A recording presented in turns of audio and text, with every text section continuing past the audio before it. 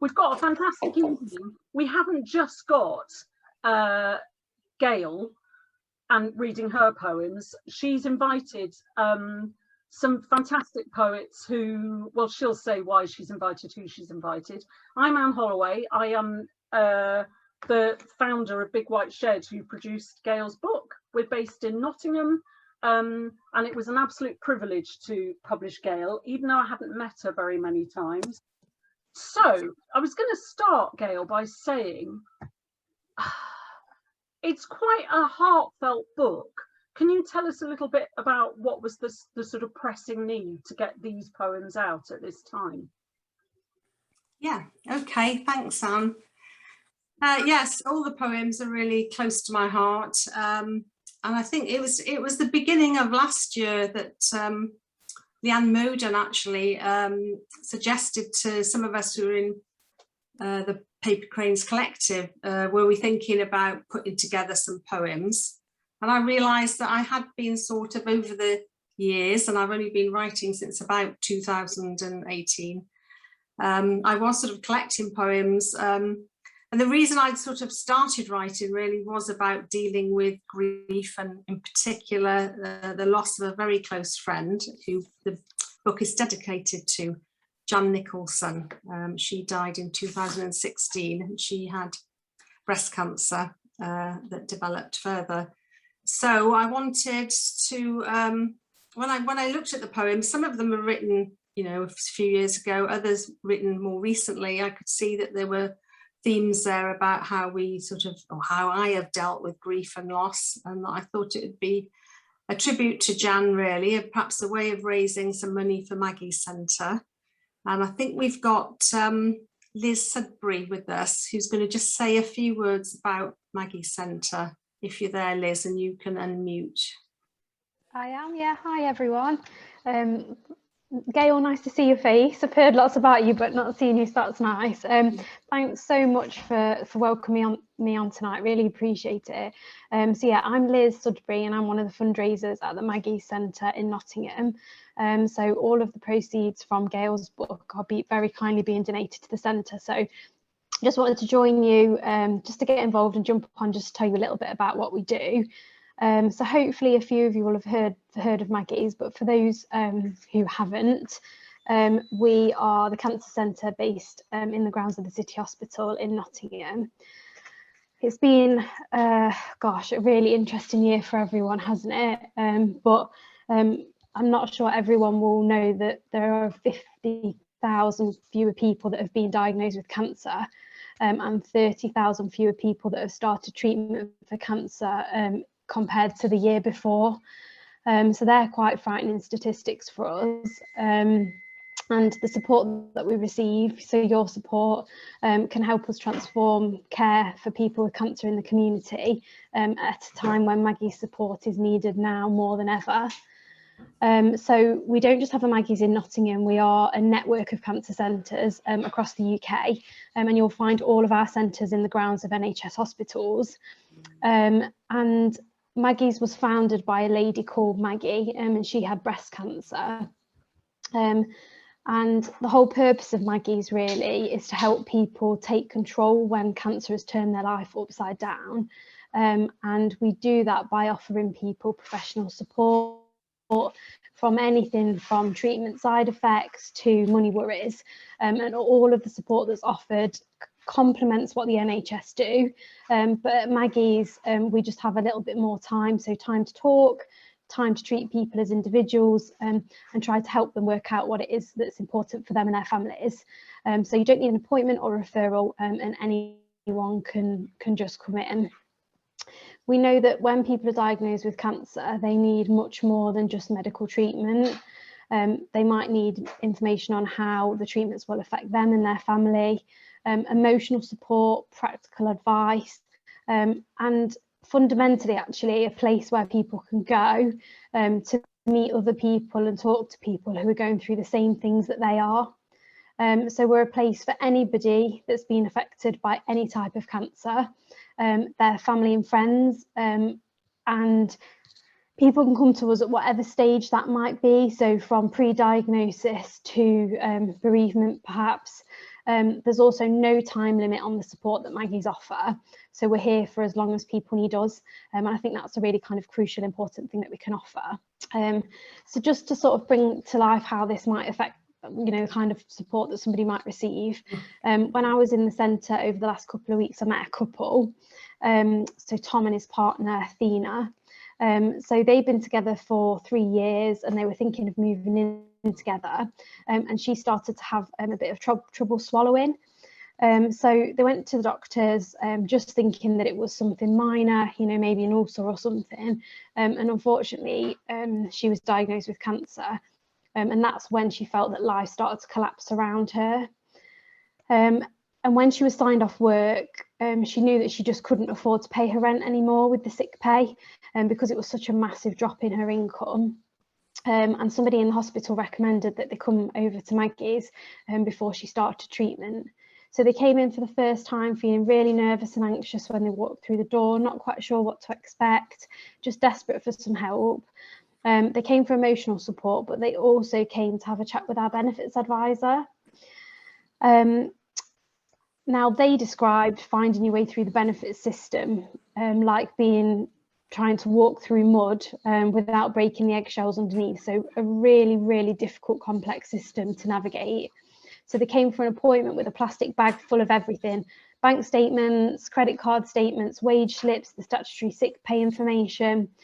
And having somebody at Maggie's, a professional that was able to help when they were lacking in confidence, feeling anxious, made all the difference. And I think health-wise, there'll probably be many more challenges to come for them. But financially, they have managed to get some help, and that's given them some breathing space. And now they have a place, you know, they can come to again if they need further support. Thanks very much, Liz. That's just one. Yeah, really good account of, you know, the sort of support that's available at Maggie's. So really appreciate you coming, and we better move on in terms of the time that we've got this evening. But it's fantastic to have you here supporting it. That's brilliant. And thanks for all your support, Gail. We really appreciate it, and we know that it is something that's close to your heart as well. So thank you. Oh, thank you very much. Thanks, yes. So yeah, I'd just like to say, obviously, this book, Thrill of Jumping In, it is dedicated to Jan Nicholson, who was a friend of mine, but a friend of many in Nottingham. She's very active in the Labour Party. She was a children's librarian in Derbyshire, very well thought of, and she was a very kind person who tried to look after all those that were hurting, really, that she came into contact with. So she was the reason I sort of put these poems together. So the first poem I'm going to read tonight is the first one in the collection. It's called The Blood Jet, and the blood jet is poetry, there is no stopping it, is a line from Kindness by Sylvia Plath. And that's how I sort of feel, having got into poetry later on in life. There is no stopping it. And this poem is a sort of a journey. There's a lot of surreal aspects, so you have to sort of go with it a bit. And just like life, there are lots of ups and downs. And at the end of it, hopefully we get back to the reasons that we want to engage with life and the joys of life. The blood jet. Sexy, hot lips, skin-tight dress, with a split up the side red, a rose so scarlet, it has to be picked. And when my first period comes, it flows a colour never seen before. A pulsating vermilion river has me dancing to a new rhythm, steady and strong. Red becomes a mantra, a statement of intent. I like to wear it boldly in your face.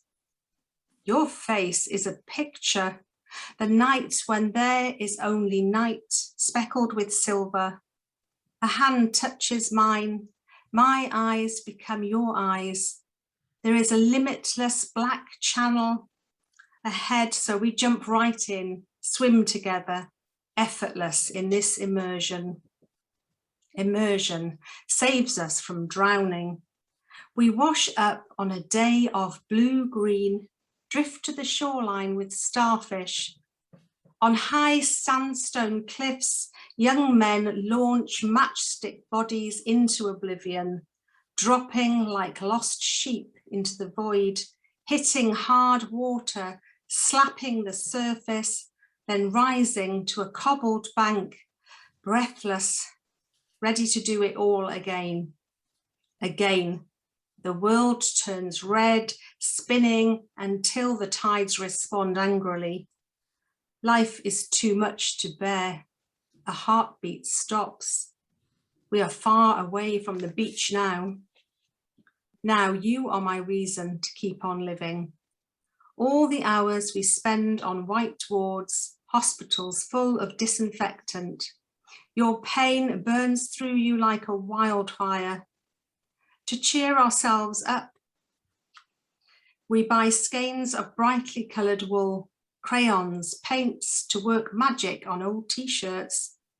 You prefer to stay neutral. No colour holds your attention. Instead, monstrous certitudes battle for your life. Everything washes grey. Grey forests appear in the dawn. I dance with you among the trees, red shoes forging a path, baby steps. The way ahead is full of fallen leaves. We tiptoe along, swim in lakes, underwater tendrils wind yellow fronds round our ankles as we recall the taste of blood. Red is on our lips. We wait for another searing sun. The thrill of jumping in is ours. So thank you for that. And I'll just read another poem. And this is one that I actually wrote when my friend was ill. And it sort of comes from thinking about what is this friendship about? What will I remember? And how sometimes those things are very intangible. And I sort of wrote this before I even knew I was writing a poem. It's called Fragments of a Friendship. You know how I love you in a way that cannot be seen. You know how I love you as inward you did lean. In the past we have frolicked, partied with the best, fallen off chairs, then up to do the rest. How many times, and oh so few, when I have taken you in my arms, held you close, told you no, you will not come to harm. In the past, we have danced with the passion of the young, up all night, then down to see the sun. And as the waters flowed across the silver sand, I did not know if I should take your hand. We were young, we were true, we had grace, we had favour, and sometimes we looked pretty good. As we looked at each other across the torrent to see if we could find a way, we knew right then, whatever passed, our friendship would never stray. Oh, let the good times roll and we will roll with them. We'll dance right to the end. For when the time does pass and all events occur, you will always be that friend. So thank you very much. And I'm really so excited that we've got all the other wonderful poets who've very kindly given their time this evening. I'm just really, really happy that we can all be here together. We're all a really different bunch, very diverse. And yet I feel like we've got a lot in common in terms of writing about grief and loss and how we connect with other people and how we get through that process. So first of all, I would love to introduce Michelle Mother Hubbard, who's based in Nottingham. Michelle is a freelance poet, writer, storyteller, African drummer, workshop facilitator. I've recently met her at a Black Drop open mic, which she started many years ago. It's been really successful. She had a bit of a break and is starting up again, which is fantastic. And Michelle is also working, I think she's poet in residence, at certainly a workshop facilitator at the National Justice Museum. she probably doesn't remember this, but I actually went and did a workshop with her about 2 or 3 years ago there, and it was brilliant, really. She really brings everything alive there and helps you to write about it. So over to Michelle. I'm really looking forward to hearing your work, Michelle. Thank you. I do, now you've said. I was thinking, no, we didn't, and yes, we did. I remember taking a photo of you putting the judge's wig on. That's it. So brain cell's still working. Well, thank you for asking me to be involved with your amazing event tonight. I feel very honoured, and I you know, enjoys the word, but that the whole theme and that the fragileness, and I think how everybody's so fragile for so many reasons at the minute, you know, I think worldwide, aren't we, because of current situations. And then for myself personally, for those of you that know me, you're probably sick of hearing this, and those of you that don't, great, I've got a chance to say this again, but I broke my ankle on the 12th of March going to save a plant in my back garden, and ran in. I had decking outside the back door, and I've now got decking phobia, and my ankle literally snapped in 3 places. And I live on my own, so I lay out there on my own, crying and shouting, and in the end I thought, well, I've got to get back in somehow. There's no option. And I looked down, and you know, my leg was that way, my foot was the other way, and I dragged myself back in, and was bedbound for over 4 weeks, and after surgery to have pins and plates in.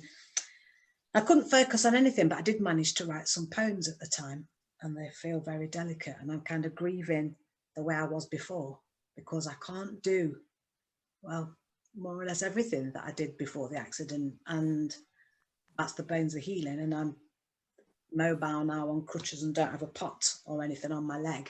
I still can't do the things I used to do, and it's really difficult, and it's traumatic, and I'm grieving that, and I'm impatient to be back to the way I was before. So here are some of the poems I wrote. Sorry, quick switch of glasses. During that time, and that feeling afraid and feeling vulnerable and feeling alone and lying there on my own when it happened, and you know, yeah, having to get inside. This one's a bit humorous. Scrimshaw, if you don't know, so I won't assume everybody does know, but I don't want to patronise you if you do know, but it's the whittling, the carving of bones or whales' teeth or like sheep's horns and things. And I was overdosed on morphine at the beginning because they gave me the wrong dose. And I was thinking all sorts of funny things. So here's the poem anyway. Scrimshaw moments. An artisan craftsman has taken my ankle bone into his hand and began carving, scraping, scratching, whittling, tiny, delicate, intricate patterning. And all I can do is clench my teeth and curl my toes and pray one day I might look back upon this as a thing of beauty, not pain. And that was trying to picture the surgeon in there, kind of trying to fix the bones and having to attach these 2 metal plates and the 12 screws, and picturing him with his Black & Decker kit as he was doing all of that. And it was just a way of being able to process it and stop it freaking me out. This next one's called Longing for a Break. They cut my favourite smart, flattering, comfy fit black jeans off and threw them into the bin. It hurt to part with them, pleased that I wear the nice kind of underwear I'm proud to reveal in an accident situation such as this. A nurse administers daily home delivery injections into my tummy. They voodoo pincushion hurt. My wastebasket is overflowing with empty foil, blistered packaging. I'm calculator counting, drugs, injections, medicine, tiger balm, into palms, rubbing, healing, a healing psalm into a non-functioning limb I never really much paid attention to before. Left leg, fighting fit, fighting back, trying to pick up the slack. It's thinking of walking away from it all. And I can't stand this. It's left me thinking, begging for forgiveness. I give it some TLC. Massage deep gratitudes from a tube of special occasion cream and beg it to stand by me, not to fail me. It calms down eventually. My walking frame is a faith I've been learning to lean upon. Crutches have me hanging in the balance. There are too many questions. I'm sleeping with toast crumbs I don't have the capacity to evict. Eating a little and often helps to soften the burden of bed-bound constipation. Is that too much information? Give me H2O hydration, mindfulness and meditation, and a nice stash of chocolate heaven. Difficult to grasp the indignity of a bed bath. Screws creak in my Meccano set ankle I've been placing magnetic fridge poems upon. When I said I was longing for a break, believe me, this isn't what I meant. Thank you. And I don't look at the time, so if that's enough, that's fine. Yes. Thanks, Michelle. That was absolutely fantastic. I've never really heard poems so honest. You know, it's got real integrity in terms of what you've been experiencing, and I think that's really helpful for a lot of people. Thank you. That's wonderful. I'd like to introduce Chris McLaughlin next. It's great that he's been able to join us. I first met Chris a few years ago when I sort of started trying to get involved with the poetry scene in Nottingham, and he was co-hosting with Anne Holloway. And I know he's done a lot of things before that. He's also a writer and workshop facilitator, and he was artistic director of Mouthy Poets. He's also co-facilitated the Poetry Crane Collective, so I was part. It was great to be with him in that as well. He's got his own collections out, Breakdown and Underneath the Almond Tree. So welcome, Chris. Oh, hello, Gail. The only thing I said to say was that I'm really happy to be here. That's my whole bio. Hello, everyone. Thank you so much, Gail, for inviting me. It's such a lovely event, such a lovely book. If you haven't read it, I'm sure you all have, or if you're not, you're gonna buy it the second this is over, because it's a great book. Cool. I've changed my set list at the last minute to mirror Michelle's because it was such a wonderful poem. I really liked that poem. But I'm gonna go take one of the aspects of her poem and go the opposite way with it. And the other thing is, so this poem is called Super Serious Poem number 47, and it's actually for Leanne Moden. And it goes, I'm not exactly sure when I last shat myself, but it might have been this year. Oh, if you don't know, I overshare. A friend tells me our chats make them feel dead vulnerable in a good way. I don't know what that means, but sure. When I sing in my boxers, I'm always on stage. I have 100 tattoo ideas and no tattoos. When I'm down and out, I get eyebrow dandruff. Sometimes when I play guitar, I hope the postman stops and listens. I have no idea what I want to do with my life, and most days, that's okay. I don't know why I'm telling you all this, but saying it out loud makes me feel dead vulnerable. You know, in a good way. Cool, thank you. So that's the first one. It's so lovely seeing like the Mexican wave. The second one is a bit shorter, and when Gail sent me the themes originally, I was like, I want to do this one. I kind of wrote this at the same time that Gail sent me that first email. And sometimes I rhyme, and this is a rhyming poem. So this poem is called People People, and it goes, I want to find the people people, the treat all people equal people. Quick call, deep talk, hello treacle. Check you feel well, chat and refuel. Those rains of seeds and gleeful freefall that greets the needful, weak or feeble. Dig wells, heal welds, repel evil. Even when the future's bleak, still fight for our blue-green cathedral.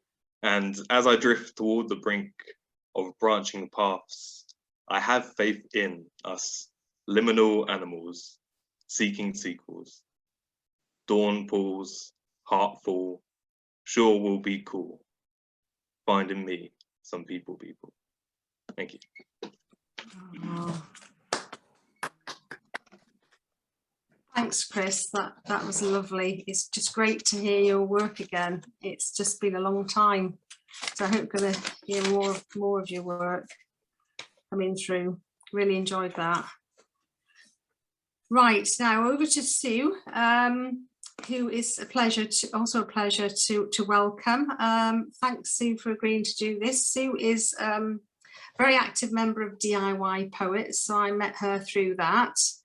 I can remember sitting in a bit of a soggy field at Southall Folk Festival with a very cheerful Sue. She's been a great role model for me in terms of women performing poetry, and she's a really skilled poet. She supported Vanessa Kasule at the Nottingham Poetry Festival.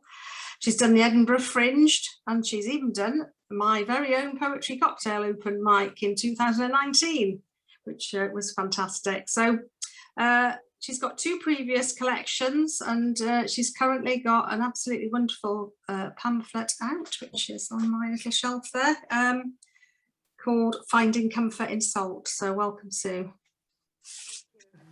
Thank you, Gail, for inviting me. I have 2 pieces this evening. One's a short piece about those early stages of loss when we sort of cling to rituals.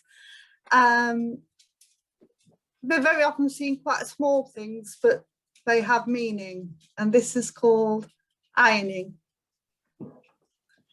There came a time for easing the creases, ironing out lost opportunities, whilst the fabric of the moment still steamed. Of all the shirts, this was the last. Although I had taught him to iron his own at 12, now at 21 it falls to me, this last one. Careful in the choosing, setting dials, avoiding buttons, laying ghosts, shaping shoulders, smoothing memories, and trying not to fold. Thank you. This second one's a bit longer, and it's about the anger we often feel when we're grieving, because it's just not fair, and we often don't talk about it. So this is called Talking to Elephants. I killed an elephant today. I took out my flick knife, drew it across his throat, and watched as all the unspoken words poured out, spilling letterheads in paragraphs across the floor. Chris said I should probably talk to the elephants, make it a 2-way exchange. Maybe they had something important to tell me. Snick snack went the blade, forward and back, forming flesh wounds, paper cuts of accusation, spelling out if ignorance is bliss. I'll come back to that. Leanne said I should write them letters of engagement. Don't look for forgiveness. Don't seek explanations. Don't expect answers. Plunging in nib deep, I wrote on his heart. Why? If? Only. The ink of his blood stained my fingers, formed into blots of regret at my feet. Laura said to dance with the elephants, show them that you know the steps. Lifting my hobnail stiletto boot, I swung into his flesh, kicked into the grey smoke of his illusion, and did not stop until all the lever was tapped. Al said that none of this was real, and I had nothing to fear from ancient elephants. I would burn them, like their tails, like giant Molotov cocktails, throw them through windows, turn them into tallow candles, melting into greasy grey pools, slicking into corners. John said the elephants were merely instruments, willing me to rock and roll around their heads. He says I should play them like the punk I am. Smashing yellow guitars into skulls, I see them shatter, scatter, smack into smithereens of accusation, like a crescendo of silence.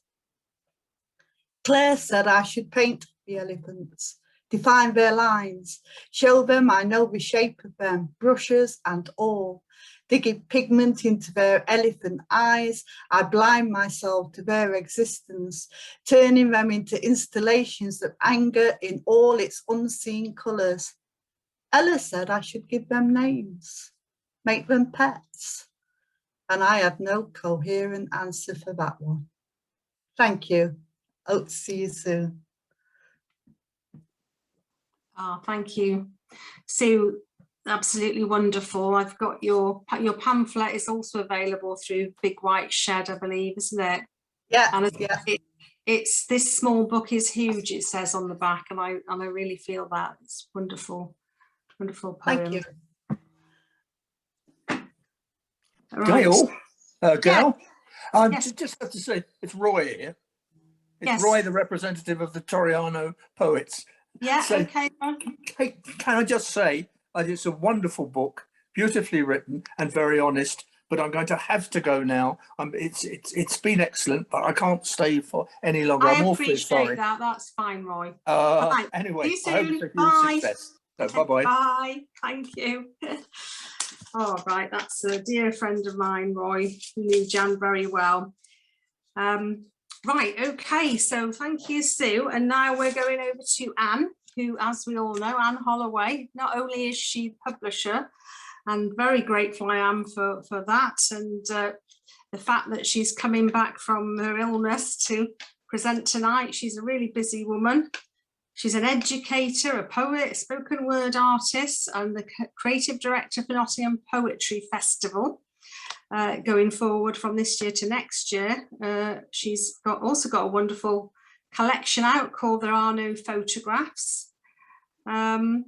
She was also the co-director of Mouthy Poets, and does a lot in Nottinghamshire to support and help writers.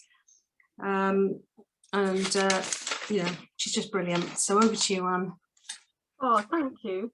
I'm choking up here. It's such a long time since I've seen all of you, and people are sharing poems, some that I've heard before and some that I haven't.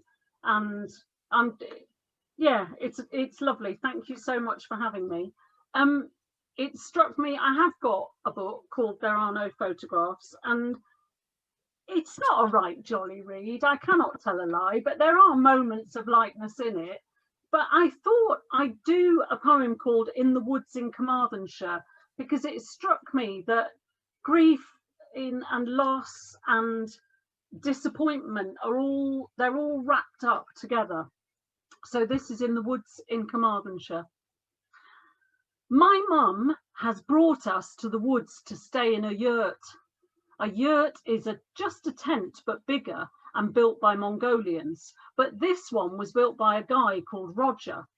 Roger and his wife love living out here in the middle of Wales. My mum booked it because it was a yurt in a glade with a wood-burning sauna by a stream and Wi-Fi. The sauna got burned down and the Wi-Fi only works in the old caravan where we cook meals and are supposed to take showers in a smelly plastic cupboard. We were going to dance to Spotify in the moonlight, but with no Wi-Fi and rain, that's not going to happen. My mum thought if we came in August, it would be sunny, but it's raining. This makes her sad. She says you would think by now she'd be used to dealing with disappointment. It looks just like it does in the pictures on the internet, but the thing is that the stuff they haven't explained on the internet or taken pictures of are the bits that aren't so good, like the smelly plastic cupboard they call a shower in the old caravan that they have hidden away underneath logs to make it look like a cabin in the woods. This makes me think of my dad, how on the outside he seems really cool, and in the pictures of all the stuff we do together, it looks really cool, but the other bits that nobody gets to see or nobody takes pictures of are not so good. There are no photographs of disappointment. And the next one is about you lot, actually, and it's called Whole.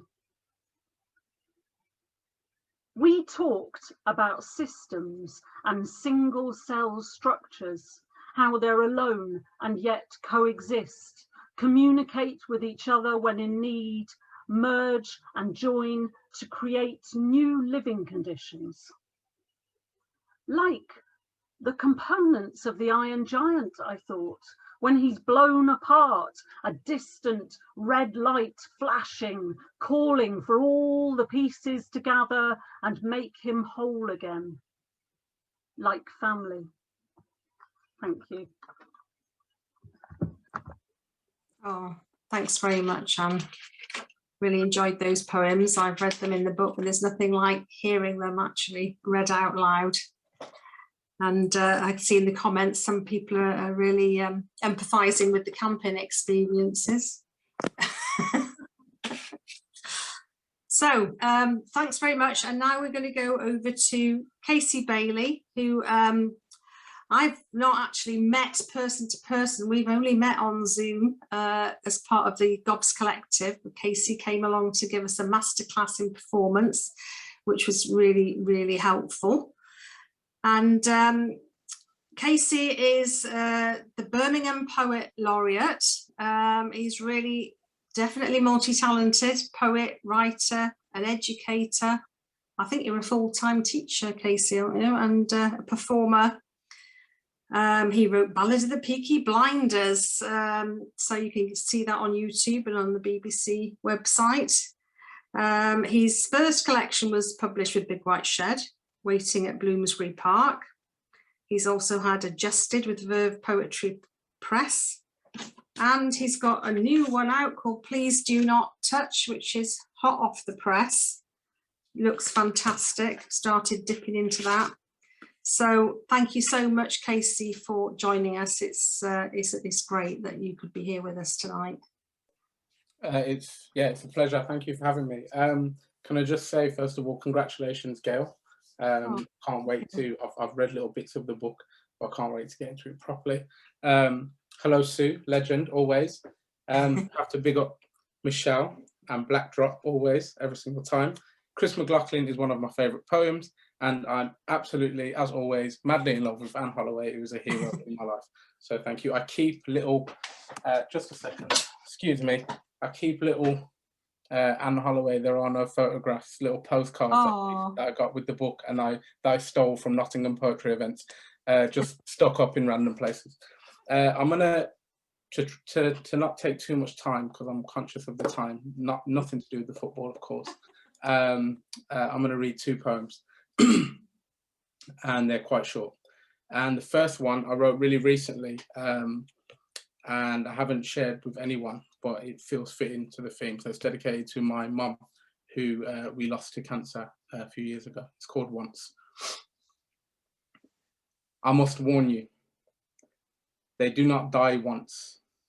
The people who carve smiles into your broken face and then compliment them like you made them yourself. No.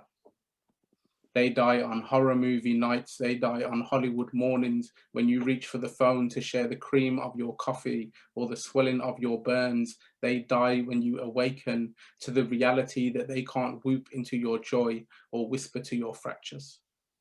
When your sleeves hold spit, snot, and the ache of longing, let your hurt be bandaged by the fact that they do not die once. Cool, thank you. And the next poem is called Every Boy Who Kills in the Ghetto. And it comes with another poem called Every Boy Who Dies in the Ghetto. But I'll just do Every Boy Who Kills in the Ghetto. And this is from Please Do Not Touch. Oh, sorry, it's called Every Boy Who Kills in the Ghetto Is Me. Cool. I am no Richter scale. I know nothing of earthquakes, but I can explain how the hand shakes as the trigger squeeze reaches a pause point. I could describe how both hands vibrate the morning after a boy drops in the wake of their betrayal. I have killed myself and live to tell the story. Is it still suicide if the you that dies carries a different heart? Answers to another name grew on another block when your dad says sorry to his in the courtroom. Is it sorry your son died, or sorry mine didn't? Thank you. Congratulations, Gail. Oh, thank you so much. They were absolutely wonderful, those poems, and thank you for reading the one about your mum, which I'm sure, you know, we were all very moved by and can relate to very much. Thank you. Right, okay. Now, Anne, was I going to read another poem? I can't remember before we go. Lovely if you could read another poem. Okay. Yeah. Before I do that, I just want to thank you all again for being involved. It's been an absolutely excellent night. And I'm just hoping we can do it again, maybe do it actually in the flesh, as it were, because I think it's been a wonderful mix of poetry tonight. So I'm going to do one called Fishes Will Jump, and this one is perhaps more about aging and all that comes with that, and trying to hang on to all the good things as well as the challenges. Fishes will jump. One of these things, they say, is true. Years go by quicker than expected. Gone in a flash, sweet and sour moments of a lifetime keep me busy working, and when the time has come, I am old. Fishes will jump from the sea before I go. Hair silky as a newborn mermaid's, sea air moves, curls and waves surround me. Deep brown eyes exude the energy of a young woman. Some days I wear flowers in my hair, silk dresses draped around my body. Dancing fills my heart and I sing out loud. People tell me I don't look my age. Fishes will jump from the sea before I go. Seconds, minutes, hours, days slow down. Swim beside me, adapt to my pace. I am still learning, eager to scoop every crumb from the table, ready to laugh with the young each day, seeking a way forward even now. Fishes will jump from the sea before I go. Okay, thank you. And I'm aware of the time, so I think over to you, Anne. Thanks so much. I've had a really wonderful evening, and it was just a great bunch of supporting poets you put together. I feel like it's a bit like when we were all meeting up and doing gigs together. Big White Shed used to host events in Debbie Bryan, which is a cafe in the centre of Nottingham, and rather than what I used to do was set a theme, and so people would come along and loosely perform to that theme, and this has got that sense to it. I love the fact that we've all kind of brought our own sense of what grieving and loss is, and it's full of hope as well. And that's the thing that struck me with your book. It's like, on the one hand, if you say, oh, it's about grief and loss and it's in memory of a dear friend, and yet it's funny and it's bright in places, and I thoroughly enjoyed working on it with you, because you're such a stickler. You really, really worked hard at every single word and every single line ending, and that was a real joy to be with someone who was prepared to put so much work into it. So proper plug is contact Big White Shed, contact Gail. You've all got the email where you've had the launch come from. Get in touch on Facebook or Instagram, and we'll let you know how you can part with your money to get a copy of this, because it's a wonderful, wonderful book. I wanted to there was a question for Casey, which was, which collection is once in? But am I right, Casey, in saying you've just written it? It's not published at the moment. Not published. Okay, so I've got a recording of it, Joe Lewis. So who knows, maybe it'll go in the next collection. Some poems, I think that was a question I was going to ask you, Gail. Some of the poems are very personal, and things like Once is very personal. Are there poems that you didn't put in the book, or have you put everything in there that you wrote? It's one of those things. I've put everything I've written so far, as it were, or when we were up to sort of December last year, when I sort of came to you with this, but I find that I've written several since. So, because we hold on to the people we love, even though they're not with us anymore, don't we? And I like to remember them, really, through writing. Yeah. I got a real sense of her from reading the book, and from editing it with you. I've got a real vision. I don't want to know what she looks like. I've just got a real vision of her and the relationship that the two of you had together, and the antics that you get up to. Well, a lot of us had, you know, a large group of friends, and she was very much connected with my family as well.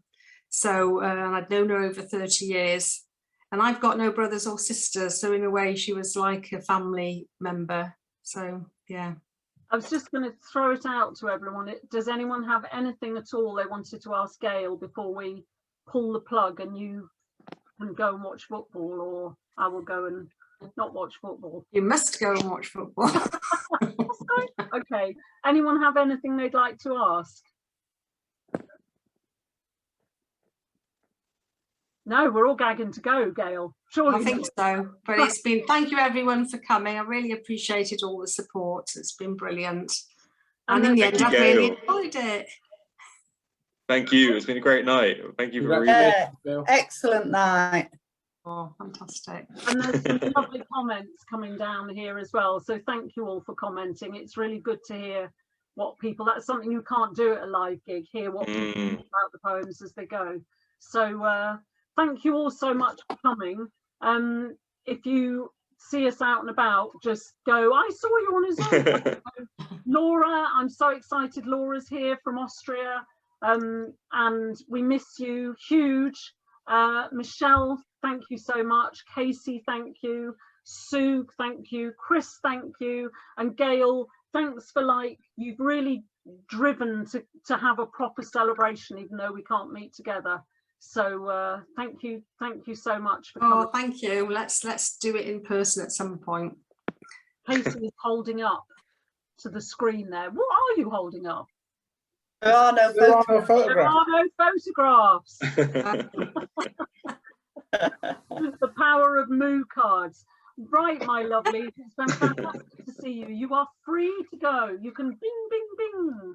You can all join up again soon. Bye all. Bye.